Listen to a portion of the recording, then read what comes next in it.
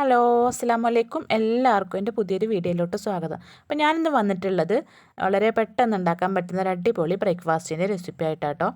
അപ്പോൾ ഇതിൻ്റെ പ്രത്യേകത എന്തെന്ന് വെച്ചാൽ ഇത് കറിയൊന്നും വേണ്ട, കറിയൊന്നും ഇല്ലാതെ തന്നെ ഇത് എല്ലാവർക്കും ഇഷ്ടപ്പെടുന്ന ഒരു ബ്രേക്ക്ഫാസ്റ്റ് കൂടിയാണ്. അപ്പം നമുക്ക് ഇത് ഉണ്ടാക്കുന്നത് എങ്ങനെ കാണാം. അപ്പോൾ അതിന് വേണ്ടിയിട്ട് ഒരു മിക്സിയുടെ ജാർ ഇവിടെ എടുത്തിട്ടുണ്ട്. അതിലോട്ട് ഒരു കപ്പ് മൈദ ചേർത്ത് കൊടുക്കുക. ഇനി ഇതിലോട്ട് ആവശ്യത്തിനുള്ള ഉപ്പ് കൂടി ചേർത്ത് കൊടുക്കുക. പിന്നീട് ഇതിലോട്ട് 2 സ്പൂൺ പഞ്ചസാര ചേർത്ത് കൊടുക്കുക. അപ്പോൾ പഞ്ചസാര ഒഴിവാക്കണം എന്നുള്ളവർ പഞ്ചസാര കുറച്ച് ഉപയോഗിച്ചാൽ മതി, അല്ലാണ്ട് പഞ്ചസാര പറ്റേ ഒഴിവാക്കരുത്.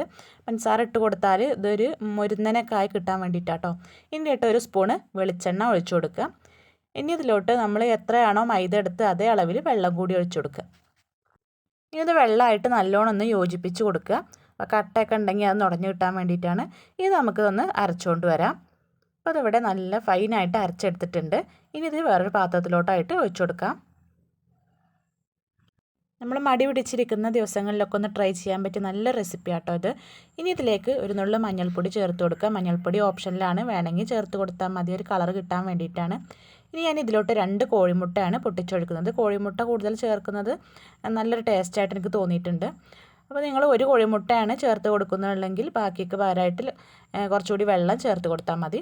ഇനി കോഴിമുട്ടയും മൈദയും കൂടി നന്നായിട്ട് തന്നെ മിക്സ് ചെയ്തെടുക്കുക. മുട്ട ഒരിക്കലും നമ്മൾ മാവ് അരച്ചെടുക്കുന്ന സമയത്ത് മിക്സിയിൽ ചേർത്ത് കൊടുക്കരുത് കേട്ടോ. അരച്ചെടുത്തതിന് ശേഷം പൊട്ടിച്ചൊഴിച്ച് കൊടുത്താൽ മതി. അപ്പോൾ നമ്മുടെ മാവ് ഇവിടെ റെഡി ആയിട്ടുണ്ട്. നമുക്കിത് എങ്ങനെ ചുട്ടെടുക്കുന്ന നോക്കാം. അപ്പോൾ അതിന് തീ കത്തിച്ചിട്ട് ഒരു പാന് സ്റ്റവിൽ വെച്ചിട്ടുണ്ട്. ഇനി ഇതിലോട്ടായിട്ട് മാവ് കോരി ഒഴിക്കാം. ഇനി ഇതൊന്ന് ചുറ്റിച്ചെടുക്കാം. നമ്മൾ മാവ് കോരി ഒഴിക്കുന്ന സമയത്ത് ചട്ടി നന്നായിട്ട് തന്നെ ചൂടാവരുത് കേട്ടോ. ഒരു മീഡിയം സൈസിൽ ചൂടായാൽ മതി. നന്നായിട്ട് ചൂടായാൽ ഇതിന് ഹോൾസൊക്കെ വന്നിട്ട് പൊങ്ങി വരില്ല. അപ്പോൾ ഒരു മീഡിയം സൈസിൽ ചൂടായാൽ മാവ് കോരി ഒഴിച്ച് ചുറ്റിച്ചെടുക്കുക. ഇനി ഇതിനെ തിരിച്ചു മറിച്ചൊക്കെ ഇട്ടിട്ട് നന്നായിട്ട് തന്നെ വേവിച്ചെടുക്കുക കേട്ടോ. അപ്പോൾ 2 വട്ടം തീ മറിച്ചിടുമ്പോൾ അത് ചെറുതായിട്ട് ഇങ്ങനെ പൊന്തി വരും. നല്ലോണം ഒന്നും പൊന്തി വരില്ല, കുറേശ്ശായിട്ട് പൊന്തി വരും. നമുക്ക് 2 ലെയറായിട്ട് ഇതിനെ കിട്ടും കേട്ടോ. അപ്പോൾ ബാക്കിയുള്ള മാവും കൂടിയും കോരി ഒഴിച്ച് ഇതുപോലെ തിരിച്ചു മറിച്ചൊക്കെ ഇട്ടിട്ട് വേവിച്ചെടുത്തിട്ടുണ്ട്. ഇത് വളരെ പെട്ടെന്ന് തന്നെ ഉണ്ടാക്കാൻ പറ്റുന്ന ഒരു റെസിപ്പി കൂടിയാണ്. അതുപോലെ തന്നെ ഇത് കുട്ടികൾക്കൊക്കെ നന്നായിട്ട് തന്നെ ഇഷ്ടപ്പെടും കേട്ടോ. നമ്മൾ ബ്രേക്ക്ഫാസ്റ്റൊക്കെ ഉണ്ടാക്കിയാൽ കുട്ടികളെ കഴിപ്പിക്കാനാണ് ബുദ്ധിമുട്ട്. ഇത് അതുപോലെയൊന്നുമല്ല, കുട്ടികൾക്കാണ് നന്നായിട്ട് തന്നെ ഇഷ്ടപ്പെടുക. ഇത് കറി ഇല്ലാണ്ടും കഴിക്കാം. ഇനി കറി ഉണ്ടെങ്കിലും അതും ഒരു ടേസ്റ്റ് ആട്ടോ. കറി ഉണ്ടെങ്കിലും കുഴപ്പമൊന്നുമില്ല. അപ്പോൾ നിങ്ങൾക്ക് ഈ വീഡിയോ ഇഷ്ടമായിട്ടുണ്ടെങ്കിൽ ലൈക്ക് ചെയ്യുക, ഷെയർ ചെയ്യുക, കമൻറ്റ് ചെയ്യുക. സബ്സ്ക്രൈബ് ചെയ്യാത്തവരാണെങ്കിൽ സബ്സ്ക്രൈബ് ചെയ്ത് അടുത്തുള്ള ബെല്ലൈക്കൺ ഓളെന്ന് കൊടുക്കുക. അപ്പോൾ അടുത്തൊരു വീഡിയോ ആയിട്ട് വീണ്ടും വരാം ഇൻഷാ അല്ലാഹ്. അതുവരേക്കും അസ്സലാമു അലൈക്കും.